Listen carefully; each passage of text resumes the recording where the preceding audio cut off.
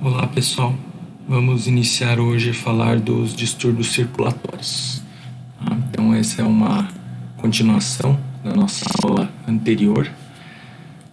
Então hoje a gente fala, inicialmente vamos falar de um processo fisiológico que é chamado de hemostasia, né?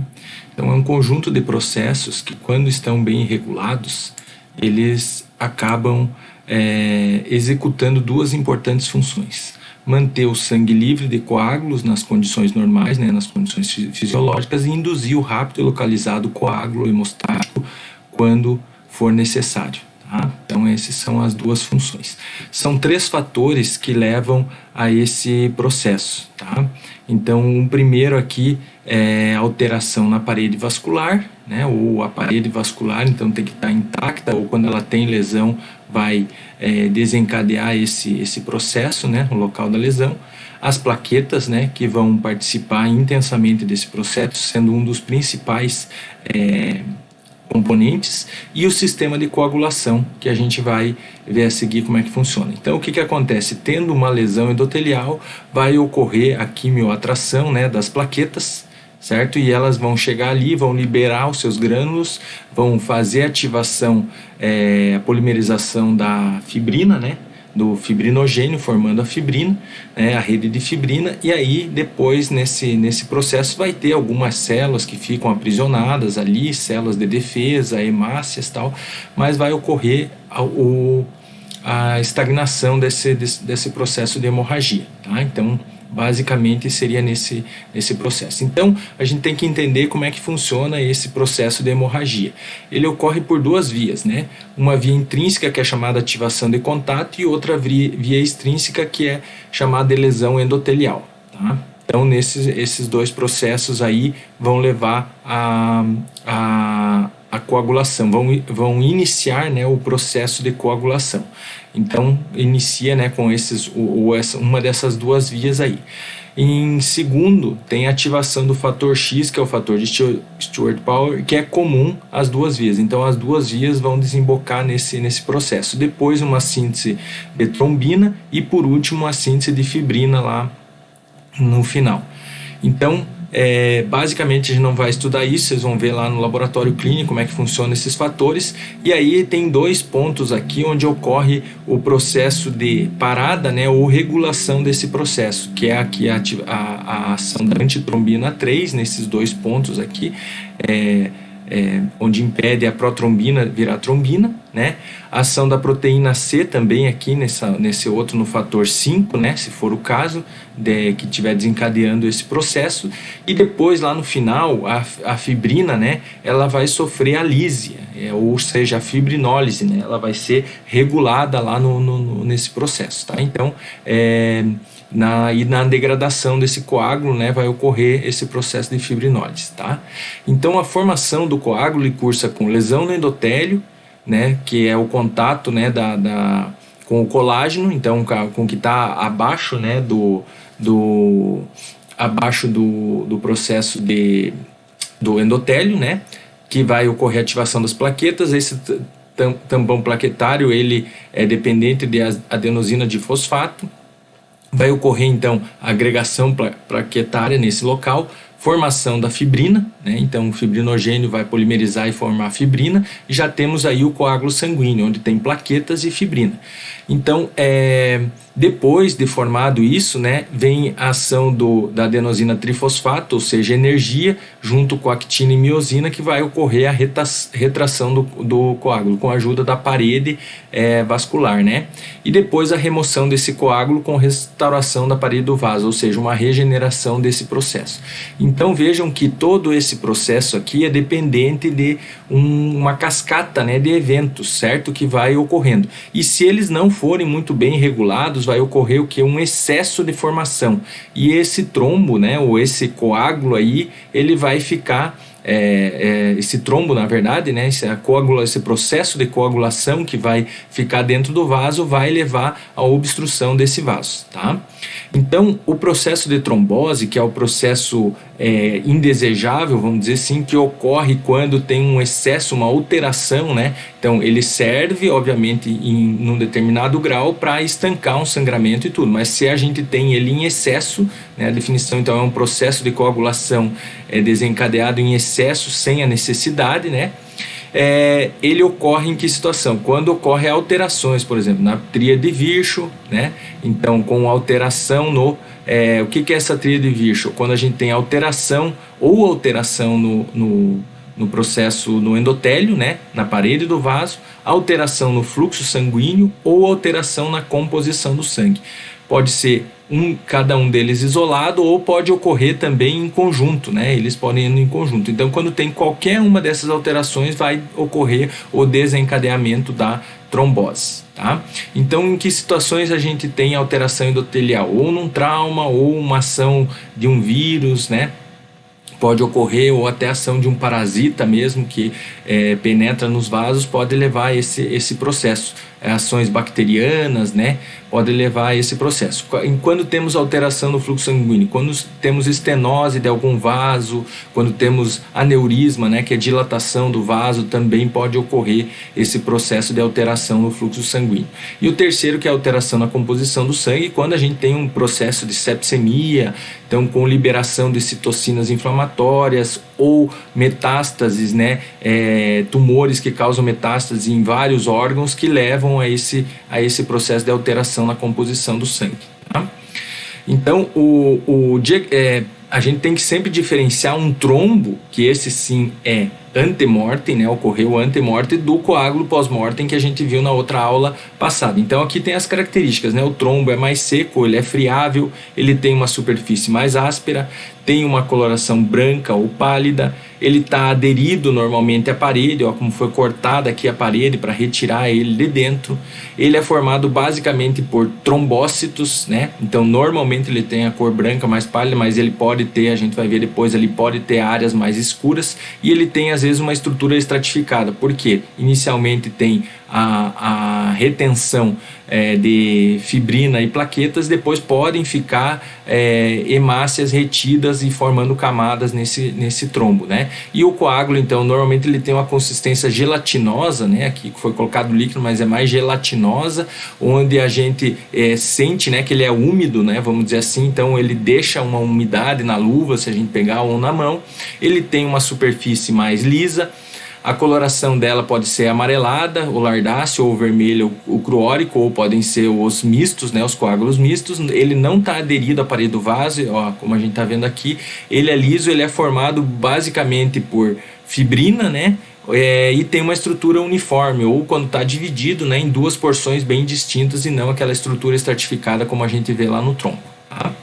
Então, o trombo ele é derivado do processo de trombose. Normalmente é um processo patológico, ele está aderido à parede do vaso, ele pode causar infartos ou êmbolos, né, como a gente vai ver depois, e ele vai estar dentro do vaso, né, levando a esse processo. Tá? Já os coágulos, ele é um processo de homeostasia normal que ocorre depois, né, e é fisiológico, ou quando está ocorrendo pós-morte, ou quando ocorre ante-mortem, é para fazer o estancamento, né, da saída do sangue do sistema cardiovascular. Ele normalmente não está aderido ao vaso, né, e ele pode ocorrer também um processo, se tiver ruptura no momento da morte, né, ou até como causa da morte, ele pode estar extravascular, dentro de uma cavidade, ou, né, no tecido subcutâneo em algum local, né, então pode a gente ter esse processo do coágulo aí sim está relacionado com a morte, mas não diretamente, mas indiretamente, né, com a causa da morte aí, tá? Certo? Então aqui tem um aneurisma lá da artéria mesentérica cranial, ó, com dilatação dessa artéria mesentérica cranial, e quando a gente faz a abertura, o que a gente vê aqui? Trombos, ó, ele está bem aderido à parede do vaso, tem esse aspecto multilobulado aí que ocorre, né? Então a gente visualiza esse dessa forma. Tá? O destino dos trombos, o que acontece com o trombo, né? Então uma veia trombosada aqui, né, que tem um trombo lá no meio, o que pode acontecer com ela? Ele pode se propagar em direção ao coração, principalmente se for na veia, como a gente está falando ali, pode ocorrer a reabsorção dele, ele se resolver, ele pode se soltar aqui, se desprender do vaso e parar lá no coração, causando ou no pulmão, desculpem, né? Ou em outro órgão também, causando o que a gente chama de embolização. Ele pode ser organizado e aí formar um endotélio junto com tecido conjuntivo aqui sobre ele e ser incorporado à parede, e se ele for maior pode ocorrer o processo chamado de recanalização. Ele se organiza e forma pequenos vasos lá no interior dele, né? Então esses vasos são recobertos também por endotélio e permitem a passagem do sangue lá no interior do trombo, tá? Então isso que pode ocorrer. Então, como a gente falou, o trombo normalmente tem agregação inicialmente primeiro de plaquetas e fibrina, né? E logo depois pode ocorrer a agregação de algumas hemácias, de leucócitos, né? Também junto com essas hemácias aí ficarem presos naquela rede de fibrina, e a gente tem um aspecto estratificado, ou seja, de camadas, como a gente está vendo aqui, uma camada mais escura, uma camada mais clara, desculpe, e uma camada mais escura, e assim por diante vai formando. Por quê? Em determinados momentos polimeriza mais fibrina, a fibrina com as plaquetas são ativadas, e em determinados momentos fica retido mais hemácias ali naquela rede de fibrina, hemácias com leucócitos, que predomina essa coloração escura, né? Certo? Então, muito mais hemácias. E aí a gente vai ter então essas linhas de Zahn nesse local, tá? E aqui a gente consegue ver na macroscopia esse processo. Aqui provavelmente iniciou o trombo, né? Esse trombo, e depois as linhas claras e mais escuras aqui que vão ocorrer nesse processo da formação do trombo das linhas de Zahn. Ali está a parede do vaso, então aqui ainda estaria passando um pouquinho de sangue nesse local, tá certo? Esse mesmo trombo ele pode sofrer o processo de recanalização, ou seja, a gente tem as células endoteliais aqui, né, formando um novo canal do vaso. Ó. Aqui seria o vaso antigo,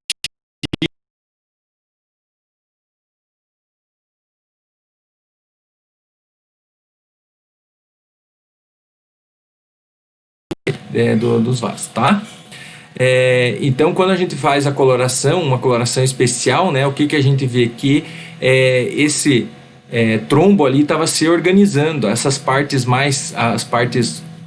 a parte mais clara que a gente vê nele aqui, ó, nesses trombos, a parte mais clara aqui já é formada por azul. O que é esse azul? Tecido conjuntivo, então colágeno já.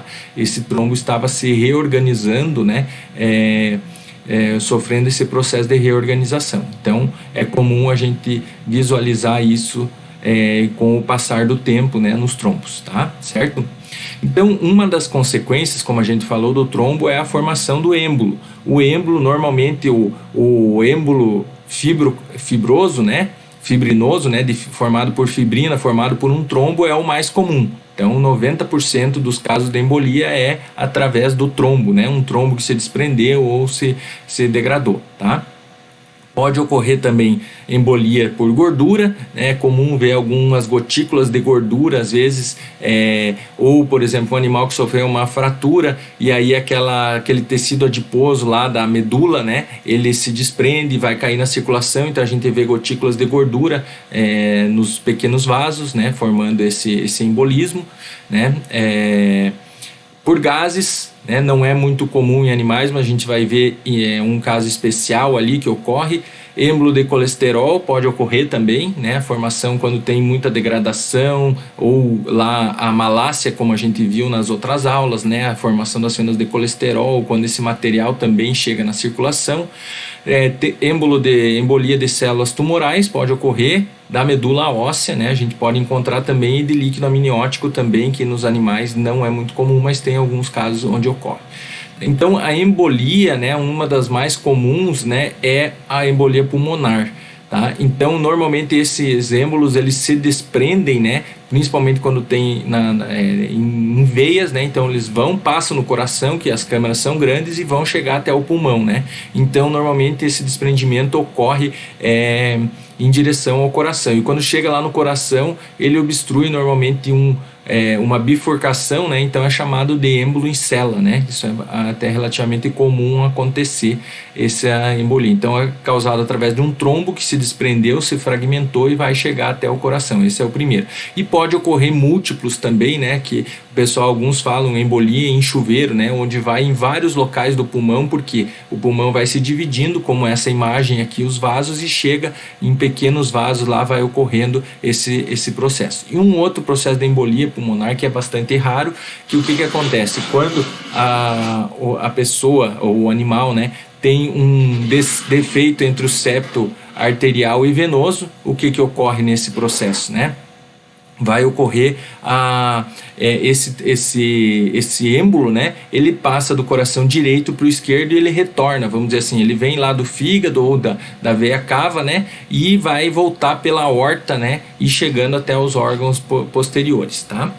A embolia, normalmente, ela pode, quando ela ocorre sistêmica que a gente diz em algum dos órgãos lá, 80% é de origem intracardíaca. O que ocorre, né? Ocorre quando a gente tem um processo chamado endocardite, né? São uma inflamação que ocorre no endocárdio, normalmente nas câmeras ou na válvula do coração, onde ocorre esse material. Então são bactérias que estão misturadas lá com o trombo, se desprende esse material, né? Ou uma lesão, né, no endocárdio ali, que ocorre formando então esse trombo, né, que vai cair em qualquer órgão, né, vamos dizer assim, tá? E depende aí se é o coração direito ou esquerdo, né? Então a origem é lá no coração, vai depender do volume de fluxo dos tecidos, né? Então nos humanos a gente não tem muita embolia, nos animais, desculpe, a gente não tem muita embolia nos membros como tem nos humanos, né? Por causa das diferenças do fluxo, mas pode ocorrer fígado, rins, né? Em vários locais, baço, pode ocorrer a formação, né? Ou esse êmbolo chegar até esses órgãos. E também no cérebro, né? Porque 15%, vamos dizer, do sangue chega até lá no cérebro, né? Então a gente pode ter esse processo ocorrendo lá. Então nos animais, nas vísceras abdominais, pode ocorrer nos membros inferiores, e no cérebro são os principais locais da embolia. E como a gente está vendo aqui na endocardite, ó, então esse material aqui, ele é um material friável, está presente aqui nas câmaras cardíacas, então ele se desprende daqui, cai na circulação e chega até os órgãos. Aí às vezes pode estar relacionado lá com as válvulas, né? Então a gente tem que diferenciar essa endocardite aqui num processo chamado de endocardiose, onde não é friável, é uma degeneração que ocorre na válvula cardíaca, que a gente já viu lá nos processos degenerativos, é uma degeneração mixomatosa que ocorre, chamada de endocardiose. Então pode ser na válvula, a endocardiose e endocardite pode ser tanto mural aqui ou na válvula, tá? Então é nesses dois locais. Pode ocorrer também o tromboembolismo dos trombos lá da artéria mesentérica cranial, causada pelo estrôngilos vulgares, né? Então essa aqui é a lesão que a gente viu antes lá também, nesse mesmo local. Então o estrôngilos, ele migra aqui, penetra na parede do vaso, causando esse processo de lesão, tá? Então a gente vê pode desprender daqui esse êmbolo, ou até mesmo com restos de bactérias chegar em outros locais, até mesmo no cérebro, né? Com esse material, tá? Então aqui de novo um trombo está ocupando espaço aqui dentro do vaso, né? E ao redor a gente tem hemácias ainda que estão circulando. Então essa parte do vaso aqui ainda está funcional, essa outra aqui obviamente está obstruída, né? Certo? E aqui a gente vê de novo esse processo e até a formação de um endotélio aqui, ó, que separa. Então tem endotélio dos dois lados aqui separando a parede do vaso que estaria funcional, entre aspas, né? Então, e essa região aqui de dentro é a região onde a gente encontra o trombo, né? Então pode ocorrer esse processo de recanalização ou próximo da parede do vaso ou no interior aqui, como a gente vê. Então essa artéria aqui sofreu 3 novos canais, né? Ou recanalizou em 3 novas porções aí, onde a gente consegue visualizar que o sangue, então, aqui dentro desses canais aqui, ele consegue circular, né? Certo?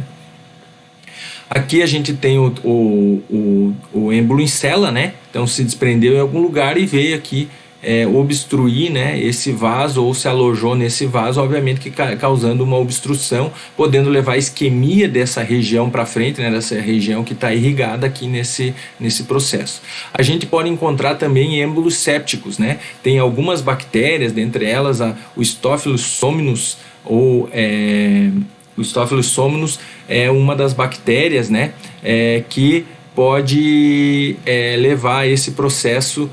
Então ele se aloja, né? Aqui a gente vê no rim, né? Então tem bactérias aqui, ó, colônias bacterianas no tufo glomerular, né? Alojadas lá no tufo glomerular. E ela pode se alojar também no encéfalo, em vários locais, né? Ela causa pneumonia, encefalite, né? Meningoencefalite tromboembólica.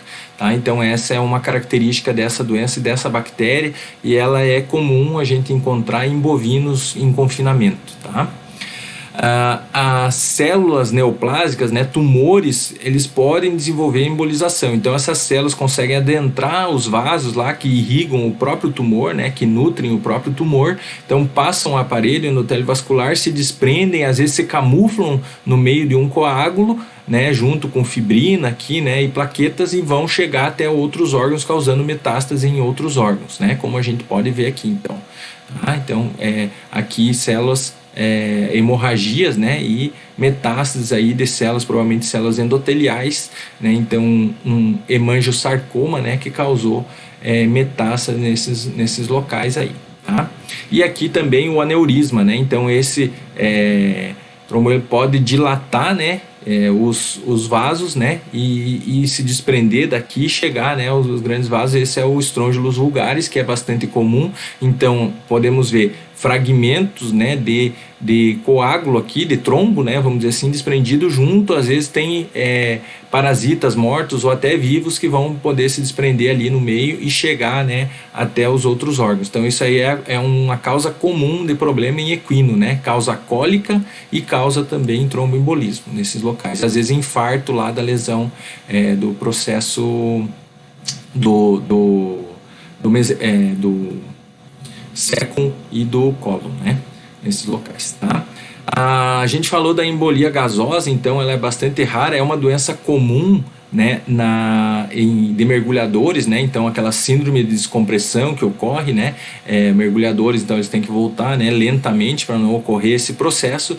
Só que em humanos, né, eles estimam que tem que injetar mais ou menos 100 ml de ar para ocorrer uma embolia gasosa, né? E em animais tem relatos de baleias, né? Nos Estados Unidos lá eles estavam testando um sonar, e foi publicado em 2003 lá na revista Nature, que essas baleias ficavam desorientadas e subiam à superfície muito rapidamente. E aí acabavam morrendo tempo depois, e eles visualizavam bolhas de ar em vários órgãos, né? Então eles estimaram que isso era semelhante àquela síndrome de descompressão que ocorre nos mergulhadores, tá? Então foram visualizadas lesões semelhantes. Aqui a gente vê no pulmão bolhas de ar, né? Como sabe, a baleia é mamífero, né? Então tem pulmão e acabou ocorrendo essas bolhas de ar aqui preenchendo, né, o parênquima pulmonar, tá? E obviamente lesionando, né, levando à morte desses animais.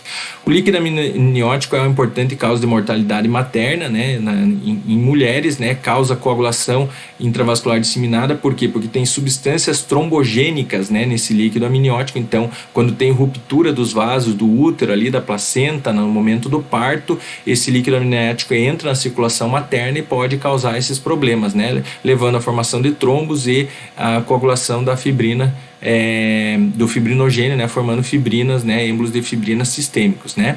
E nos achados de necrópsia a gente vê células escamosas epiteliais na pele fetal e células trofoblásticas, né. Isso é comum nos chinchilas, tá? Não se sabe muito bem porquê, não está bem explicado, mas em outras espécies raramente ocorre nos animais, mas nos chinchilas a gente encontra daí células trofoblásticas, né, da placenta lá na circulação materna, e também esses células escamosas epiteliais da pele fetal também na circulação materna, junto com o líquido amniótico, tá? Então, esses processos de embolismo, qual é a consequência dele? É causar um infarto, né? O infarto, ele é devido à oclusão arterial normalmente, mas pode ocorrer por oclusão venosa, né? A gente vai falar um pouquinho depois deles dois aí. Então 99% dessa oclusão arterial é formado por trombos que se transformaram em êmbolos, né? Certo? E isso vai causar inicialmente uma uma hipóxia do tecido, então ele não consegue ser oxigenado de forma adequada e depois vai causar uma isquemia, né? Que é a necrose isquêmica, que é um tipo de necrose de coagulação que é decorrente do infarto, certo? Essas áreas de infarto, elas podem ser, como a gente está vendo aqui, ó, branca, pode ser branca ou pode ser vermelha, então isso depende, né? Alguns falam que branco é quando tem a obstrução arterial, então não está chegando sangue naquele local, e vermelha quando tem obstrução venosa, ou seja, o sangue chega, mas ele não consegue sair, então se acumula sangue lá e o sangue fica estagnado naquele local. Passando um pouquinho de tempo, né, nessas áreas de infarto, o que acontece? Ao redor dele a gente tem um halo hiperêmico, né, uma linha de demarcação formado por hemácias que chegaram ali naquele local em grande quantidade e células inflamatórias também. Tá? Então a gente vai ver essa linha de demarcação que é bem característica. Então essa é uma característica de uma lesão que ocorreu ante-mortem no animal. Pode até ter relação com a morte, mas ocorreu ante-mortem. Esses infartos também podem ser classificados de acordo com a presença ou não de micro-organismos. Eles podem ser sépticos, né, com a presença de bactérias, e assépticos quando a gente não tem a presença dessas bactérias, tá? Certo? Então tem alguns fatores que vão influenciar na formação desse infarto, né, ou dessa área de infarto. A natureza do suprimento vascular. Então tem órgãos que têm circulação colateral e o infarto é menos problemático, como a gente está vendo aqui nessa imagem. Então obstruiu um vaso, mas os vasos contralaterais estão dando conta de irrigar essa região. Se ele não tem essa região não tem uma circulação contralateral, o que acontece? A necrose desse local, né, a formação de um infarto nesse local aí. Tá?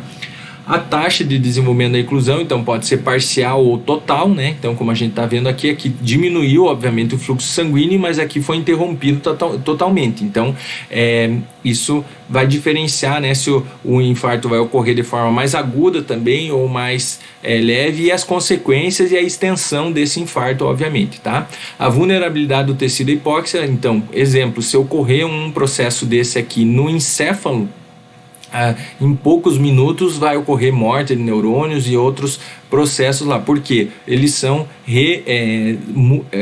extremamente sensíveis ao processo de hipóxia, né? Enquanto que em outros órgãos, né, na pele, por exemplo, né, em outros, essas células vão demorar mais para sofrer, né, essa morte, né? Por quê? Porque são menos sensíveis a essa diminuição do oxigênio ou até a falta do oxigênio, tá? Certo? Então podem durar alguns minutos aí sem oxigênio, certo? E também o conteúdo sanguíneo de oxigênio, ou seja, né, então um animal que já está anêmico, já tem menos hemácias levando lá, ou tem um problema respiratório de troca gasosa, já vai ocorrer então um processo mais grave, né? Por mais diminuição que seja, que falte de oxigênio naquele local, naquele tecido, já vai sofrer um processo mais grave, comparando com outro que está normal, né, que não tem esse processo, né? Normalmente, as áreas de infarto têm esse formato aqui, né? Então o local da obstrução vira o ápice, né, da área de infarto, e o local que está irrigado, né, vamos dizer assim, pelo aquele vaso, ele vai sofrer lá na superfície, né, vamos dizer assim, do órgão. Aqui dá para comparar como se fosse o rim, né, a pelve renal aqui, lá a cortical, né, ou no pulmão também, como se fosse a pleura nessa região aqui superior. Então a gente vai ter esse formato chamado de cunha ou de cone, né? Então, onde a obstrução é o ápice e a base fica lá próximo da cápsula, né? Vamos dizer assim, do órgão, tá? Ou de uma outra região, dependendo do formato da irrigação, tá? Então, basicamente, a gente tem nesses processos aí de infarto essa configuração, tá? E vai depender um pouquinho do órgão, certo? Passando agora, a gente vai falar sobre o choque, né? O choque, o que é? Um desequilíbrio onde ocorre um volume sanguíneo, ele fica menor que o volume do sistema circulatório, ou seja, ocorre um colapso do sistema cardiovascular. A gente tem então um processo de hipoperfusão sistêmica, né?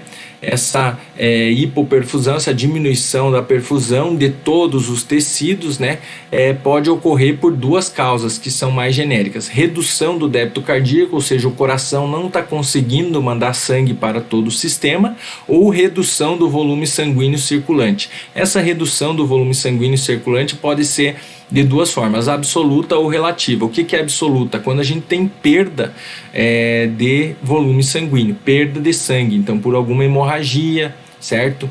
Ou relativa, né, quando ocorre o volume do sistema circulatório, ele fica aumentado, né? Então, ou seja, a gente perde o tônus, né, o controle do tônus do volume circulatório nos órgãos, né, ou de forma mais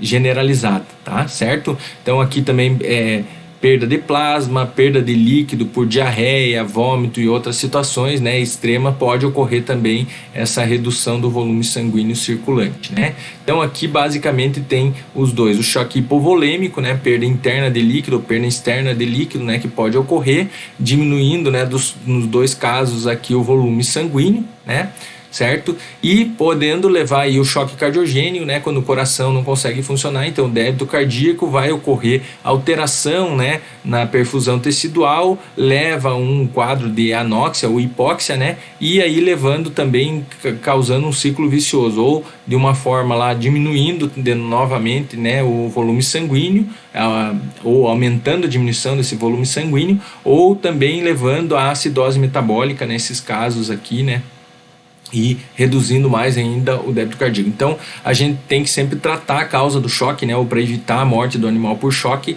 visualizando que ele está em choque, então resolver algum desses processos aí que está ocorrendo, né, reverter algum desses processos aí que está ocorrendo. Então o choque ele pode ser caracterizado em algumas categorias, né? Então o cardiogênico, como a gente viu, quando a gente tem alteração cardíaca, ele pode ser também hipovolêmico, né, quando tem diminuição do volume cardíaco, ou o choque também chamado de distributivo, quando ocorre uma má distribuição, ou o choque por má distribuição também é chamado esse distributivo.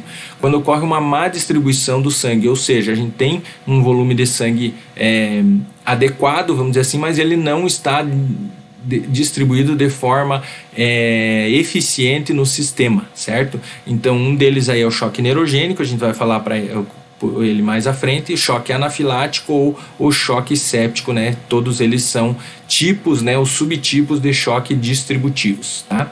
Então o choque cardiogênico, quando a gente tem lesão cardíaca e o coração não consegue levar o sangue lá, bombear o sangue de forma adequada. Então pode ser um infarto ou uma área de necrose extensa lá no coração, pode ser por uma pericardite, né, onde ocorre o tamponamento cardíaco, ou seja, aquele material engloba o coração e não deixa ele bater de forma adequada, tá? Exemplo, o hemopericárdio também ocorre nesse processo aqui, então tem uma grande quantidade de sangue que vai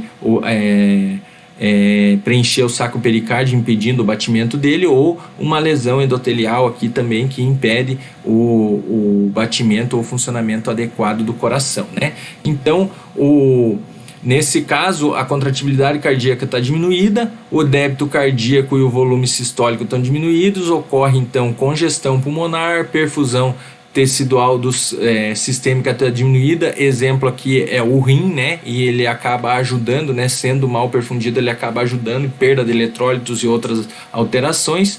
A perfusão tecidual da artéria coronária também está diminuída, isso levando a mais diminuição da contratibilidade cardíaca, né? Então, ou seja, o próprio coração ele alimenta, né, esse ciclo vicioso que acaba levando a mais alteração e o animal morrer de choque, né? Certo? O outro tipo é o choque hipovolêmico, né? Quais são as causas? É perda de sangue, né? Ou por hemorragia, por um trauma extenso, ou por vômito, diarreia, qualquer perda de líquido, né, extensa que ocorra, né? Sudorese extensa, então pode levar a esse processo. Não ingestão de água, né? Assim pode levar a esse quadro do choque hipovolêmico, né? Alterações renais, né, pode levar também. Então a patogenia, né, está relacionada com diferenciação no volume de sangue e o compartimento do sistema cardiovascular, né? É como se a gente tivesse uma casa, né? Falando um pouquinho, é como se a gente tivesse uma casa, comparando, né? Mal comparando, onde o sistema, né? Ele tem aquele volume, uma caixa d'água, o banheiro, né? Funcionando ali, o chuveiro, na cozinha, na máquina de lavar roupa, máquina de lavar louça, né? Torneira lá no... E se falta água, né, vamos dizer assim, vários desses utensílios não vão funcionar de forma adequada. Esse seria mais ou menos o esquema do choque hipovolêmico, né? Então falta sangue e os órgãos não funcionam de forma adequada. Então, como a gente falou ali, a perda de líquido do sistema vascular pode causado por diarreia, por hemorragias, formação de urina em excesso por alguma lesão renal ou perspiração, né, que é a transpiração, e perda também pela respiração, tá? Certo? Então, a gente tem o volume sanguíneo diminuído, o retorno venoso está diminuído também, o volume sistólico fica diminuído, o débito cardíaco vai diminuir, né? Então o coração não vai conseguir bombear de forma adequada e a perfusão tecidual fica diminuída, levando aí também a um ciclo vicioso, certo? Vamos falar um pouquinho do choque tóxico, né? Então, toxinas, né, eles podem causar paralisia vascular, né? Ou seja, diminuição ou perda do tônus vascular. Então, tecidos lesados, por exemplo, por queimaduras, né, podem levar a esse processo do choque tóxico. Às vezes demora um tempinho, mas pode levar também. Venenos, né? Ou toxinas microbianas, né, que estão presentes lá no bactérias, estão presentes no intestino, né, pode ocorrer também esse processo. Qualquer um dessas formas aqui, qual é o mecanismo de ação? Liberação de enzimas que são hidrolíticas lisossomais. Então, são liberadas lá dos lisossomos das células e formam e acabam desencadeando alterações aí e paralisia do vaso, né? Então os vasos perdem o tônus, né, e acabam ocorrendo uma vasodilatação generalizada, e aquele sangue que antes dava conta, né, não está dando conta mais porque aumentou o compartimento vascular, tá? Então, basicamente o que a gente tem aqui, ó, normalmente lipopolissacarídeos lá das bactérias que vão interferir nas interleucinas, né, nas citocinas, inflamatórias, né, de forma mais generalizada. Ali está a interleucina, uma delas, né, só, e aí em quantidades baixas vão ativar monócitos e macrófagos, ativação das células endoteliais e ativação do sistema complemento, levando a uma inflamação local. Em quantidade mais moderada vão estimular o cérebro a fazer a síndrome de febre, e reagentes da fase aguda lá no fígado, né, levando a um processo de coagulação, e quantidades altas levando a alteração no débito cardíaco, na resistência periférica, causando coagulação intravascular disseminada em vários vasos, e a síndrome respiratória aguda, que é caracterizada aí pelo choque séptico, né? Outro tipo lá dentro dos tóxicos é o choque endotóxico, né? Normalmente são bactérias gram-negativas que têm lipopolissacarídeos de superfícies, né, que são citotóxicos. Então, quando elas morrem, né, são eliminadas, vamos dizer assim, ou morrem de forma extensa, ou lá no intestino, ou na circulação em algum outro órgão, até numa massa muscular, por exemplo, elas vão ativar o sistema de coagulação, causando o processo aí de fibrinólise, né? Então, de polimerização da fibrina e fibrinólise, e ocorre duas formas, né? Por bacteremia, então por excesso de bactérias, ou endotoxemia por endotoxinas bacterianas, tá? Ele pode ocorrer evolução do lipopolissacarídeo, então a lise bacteriana, formando complexo lipopolissacarídeo e também com as citocinas, né, do sistema inflamatório, e isso vai ativar, né, lesão nas células endoteliais, lesão que pode ser direta ou indireta, levando ao choque séptico, né? Então, são dois mecanismos iniciais: a lise das bactérias fagocitadas ou endotoxinas das bactérias que estão presentes lá do intestino, né? E evolui para coagulação intravascular disseminada, levando aí a trombo e êmbolo em vários órgãos, tá? O choque séptico, então, tem várias causas, né? Como a gente falou, ou a bactéria ou as toxinas, né? Então, nas bactérias aí a gente vê esses lipopolissacarídeos de membrana são aí os principais, né? Então, tanto as bactérias gram-negativas como a gram-positivas aí tem, principalmente a gram-negativa, né? Tem então esses lipopolissacarídeos da membrana, né? E na outra, na gram-positiva não tem peptidoglicanos ou outras membranas. Então, basicamente por isso que é formado pela gram negativa, né? As duas têm membrana, mas só lipopolissacarídeos tem só na gram negativa, tá? Então, os tipos de choque, né? O choque séptico, né? Qual é a patogenia do choque séptico? Vasodilatação, má distribuição do volume sanguíneo, um retorno venoso diminuído, o volume sistólico também fica diminuído, o débito cardíaco está diminuído e aí levando a perfusão tecidual diminuída nesses casos aí, tá? Então são exemplos aí de choque séptico, infecções hospitalares mesmo em animais, né, que adquiriram bactérias que não estavam lá quando vai para uma cirurgia, a septicemia dos potros, né, que ocorre em quadro onde o animal, né, nasce com e adquire a bactéria, né, ela cai na circulação, levando a um processo de septicemia, ou animais imunodeprimidos que não mamaram o colosso de forma adequada, ou tem problemas na imunidade, né, pode levar a esse processo.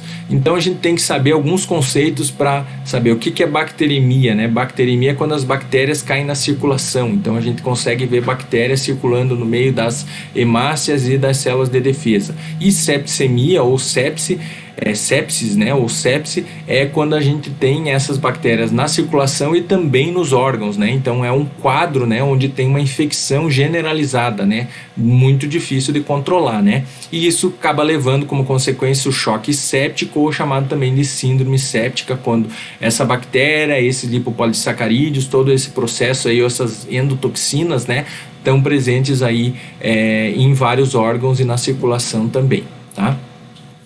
Dentre os outros tipos de choque, a gente tem dois aí, o neurogênico ou o anafilático.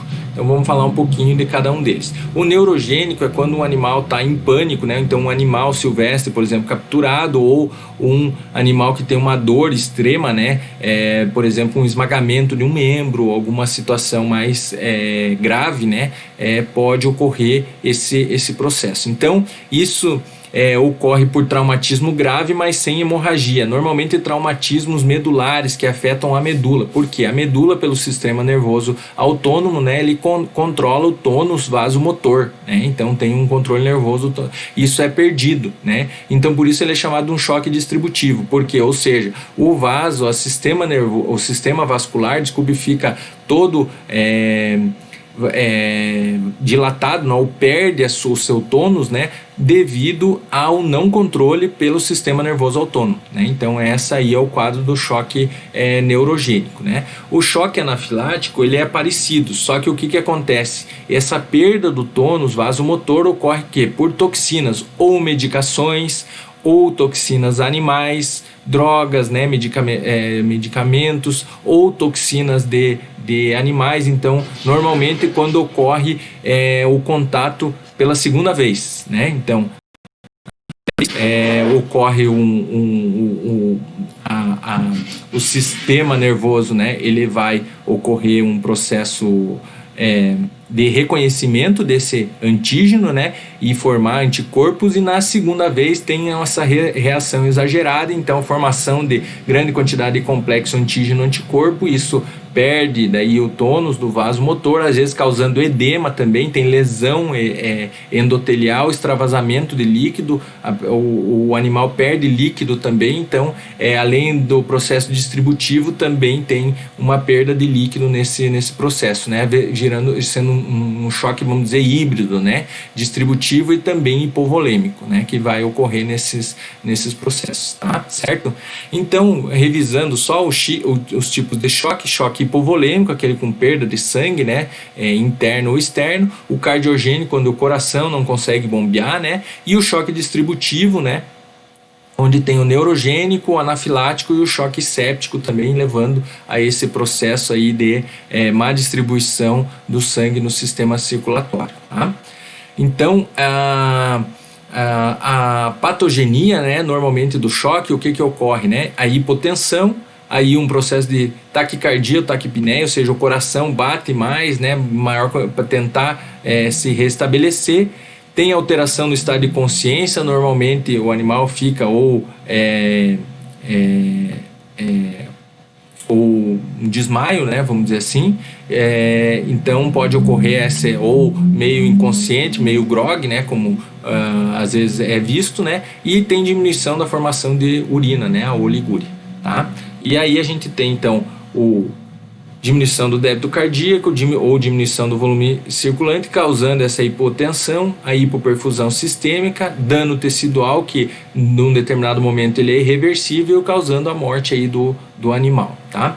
Então, portanto, o choque ele tem 3 estágios, né? Um não progressivo inicial, onde os mecanismos compensatórios entram para tentar reverter, né? Então, vamos dizer, contração do baço, aumento da contração cardíaca lá também, né? Para tentar compensar esse processo. Depois ele entra num outro... Num estágio que é chamado de progressivo, onde a gente tem a hipoperfusão generalizada de todos os tecidos, né? Ou seja, então, rim tem diminuição da perfusão e aí acaba, por exemplo, lá no rim perdendo mais eletrólitos, né? O rim pela hipoperfusão perde mais eletrólitos. Lá no pâncreas também tem alterações, né? Que acabam sendo consequência para alterações cardíacas mais severas, né? O coração mesmo hipoperfundido ele não consegue bater ou manter aquele aumento dos batimentos, né? Então vai ocorrendo esse processo progressivo aí. E depois ele vai para um processo irreversível, onde a gente tem lesões mais graves, onde ocorre a falência de múltiplos órgãos, né? E lesões em vários órgãos importantes, como coração, rins, pulmões, adrenais, lá no intestino também, fígado e no sistema nervoso central. Então vários órgãos vão ter lesões num quadro de choque. E essas lesões vão depender de quanto tempo esse animal passa em choque, né? Normalmente algumas lesões em torno de 6 horas até 12 horas acabam apresentando. Então, se o animal morre rapidamente de choque, obviamente que essas lesões muitas vezes passam desapercebidas, né? Ou são difíceis de detectar, porque às vezes estão relacionadas com a causa da morte, né? Então é difícil. Aí tem tudo isso que ser correlacionado com alterações clínicas. Então o clínico tem que relatar o quadro que ele viu o animal, né, em choque lá, o quanto tempo, para que na necrópsia a gente consiga também visualizar essas alterações de forma mais adequada e mais assertiva, né? Então vamos falar um pouquinho das alterações que ocorrem em cada um desses órgãos. Lá no encéfalo a gente tem uma chamada no choque, né, encefalopatia hipóxia, né? Então diminui a oxigenação, né, do encéfalo como um todo, e aí alguns neurônios, né, claro, alguns vão sofrer mais ou menos esse quadro de hipóxia, né? Por exemplo, vai ter necrose neuronal, aonde hipocampo, neocórtex, né, e outras alterações no células de Purkinje, né, vai ocorrer esse processo de necrose neuronal. O que a gente vai visualizar lá? Neurônios vermelhos, que são os neurônios necróticos com núcleo picnótico ou em cariorexe, né, também pode ocorrer. Vai ocorrer também, se passar um tempo, né, em torno de 6 horas, o processo de satelitose, ou seja, ao redor dos neurônios vai vir células, né, micróglia ou outras que vão oligodendrócitos, né, vão estar ao redor desses neurônios. E passando mais em torno de 12 horas vai ocorrer a fagocitose desses neurônios que morreram, né, que a gente chama de neurôniofagia. Então esses são os quadros morfológicos aí do encéfalo, né, do choque no encéfalo, né. No coração a gente pode ver hemorragias normalmente que envolvem o endocárdio e o epicárdio, né. Pode ocorrer necrose de fibras isoladas ou de grupos de fibras, né? Isso em torno de 12 horas, né? Se o animal sobreviver 12 horas aí após o início do choque, do quadro de choque. E a gente pode ver zonas de contração que são fibras que são transversais bem eosinofílicas, né? Que são devido a sarcômeros que estão hipercontraídos, né? Então eles ficam hipercontraídos, a gente vê linhas transversais eosinofílicas nesses locais, nessas zonas de contração, tá? No pulmão, o pulmão normalmente eles falam que o pulmão está encharcado, a gente vê espuma nas vias aéreas, a gente vê aquele material eosinofílico lá como edema lá no interior, né, do pulmão, né, na maioria dos quadros aí de choque, né, então aquele edema pulmonar com congestão também do pulmão na maioria das vezes, né, pode ocorrer na tentativa de reverter o quadro, né, então esse pulmão encharcado aí é bem característico dos quadros de choque. Nos rins, a gente tem, os rins eles são bem sensíveis à hipóxia, né, ou à anóxia, então a gente tem a necrose tubular aguda, né, como uma das características, né, isso ocorre por necrose, né, dos túbulos, né, então, como a gente falou, onde a gente vai ver, então, o que eles chamam de túbulo rex, então são células fragmentadas, né, dos túbulos, células tubulares fragmentadas, que às vezes esses fragmentos ou até células inteiras caem, então, ou vão para o lúmen, né, do túbulo e ficam perdidas lá no lúmen do túbulo, né, até serem eliminadas pela urina, mas a gente vê algumas lá dentro dos túbulos, né, quando faz o processo de histologia. E isso formam o que o pessoal chama de cilindros, né, então cilindros granulosos, que são desses restos de células, ou cilindros avermelhados, que são restos de hemoglobina, porque no quadro de choque também a gente tem lise das hemácias, né? Então, formando, liberando hemoglobina, né? Então a gente vai ter cilindros de hemoglobina lá. Esse padrão é desuniforme. A gente vai ter néfrons que não têm alteração ou que têm alteração mais leve, e néfrons que têm alteração mais grave. Por quê? Porque uns vão estar funcionando mais e outros menos no momento do choque, né? Então a gente vai ter então podemos ter túbulos normais do lado de túbulos extremamente alterados ou moderadamente alterados, tá? Isso é bastante comum, chamando isso de padrão desuniforme. Então não é todos os néfrons, todos os túbulos que têm essa lesão de forma simultânea, né? Uns vão estar mais alterados e outros menos alterados, tá? Nas adrenais, né, pelo estresse, então eles liberam os lipídios lá, principalmente na camada fasciculada, então nas camadas mais externas, né? Então vai ter diminuição dos lipídios dessa camada, as células ficam menores, mais agrupadas, né? Então isso é comum da gente visualizar. E a gente, além disso, tem necrose de células isoladas. Alguns autores relatam que a gente vê hemorragias pontiformes também na macroscopia dessas adrenais, tá? Mas isso em alguns casos não é sempre que vai ocorrer, tá? No trato gastrointestinal, a gente vê hemorragias focais superficiais, no estômago, às vezes no esôfago também, principalmente lá no intestino. No intestino tem um quadro bem caracterizado, que é o topo das vilosidades, ele é perdido. Normalmente essas células se destacam, né? Elas vão para o lúmen, né? Então a gente não vê mais essas células, causando uma exposição, né, dos vasos da mucosa, levando então a hemorragias. Por isso, segmentos do intestino, né, tem um conteúdo intestinal hemorrágico, né? Então a gente vê segmentos com conteúdo intestinal hemorrágico, e num caso mais grave, que o animal sobreviver mais tempo, todo o conteúdo intestinal está bastante hemorrágico, né? Então pode acontecer esses processos aí, tá? No fígado, então, a gente vai encontrar necrose centrolobular, normalmente, né? Ou pode evoluir se passar mais tempo, em torno de 6 horas, 12 horas, aí até 12 horas, degeneração gordurosa também nessa região centrolobular. E pode acontecer, né, como tem alteração na circulação, num processo inicial, acentuação do padrão lobular, que é a congestão que ocorre lá no fígado, né? Então, na região periportal, né, vai ocorrer essa congestão, e como tem necrose, degeneração centrolobular, a gente vai ver essa acentuação do padrão lobular, e pode evoluir, né, se passar de 12 horas, às vezes até 24 horas, aí um fígado noz moscada que cursa com o processo de necrose. Mesmo se o animal se recuperar, né, depois a gente pode ver que ocorreu alteração desse fígado noz moscada ali até alguns dias depois, né, com necrose de grande quantidade desse processo. Por último, lá o baço, né? No baço a gente tem uma contração do baço, então a cápsula fica bem enrugada. Na microscopia a gente vai ver o que? Um aumento do número de trabéculas por campo. Em cada campo a gente vê aquelas trabéculas espessas e vai ver uma maior quantidade. Por quê? Porque não tem a polpa vermelha, não tem sangue lá ocupando espaço. Então tem uma retração, uma contração da polpa vermelha, ela fica bem diminuída, né? Pela essa contração que ocorre no baço, expulsando o sangue, na tentativa de esse sangue ajudar os outros órgãos que estão sofrendo aí pela falta ou pela má distribuição do sangue, tá?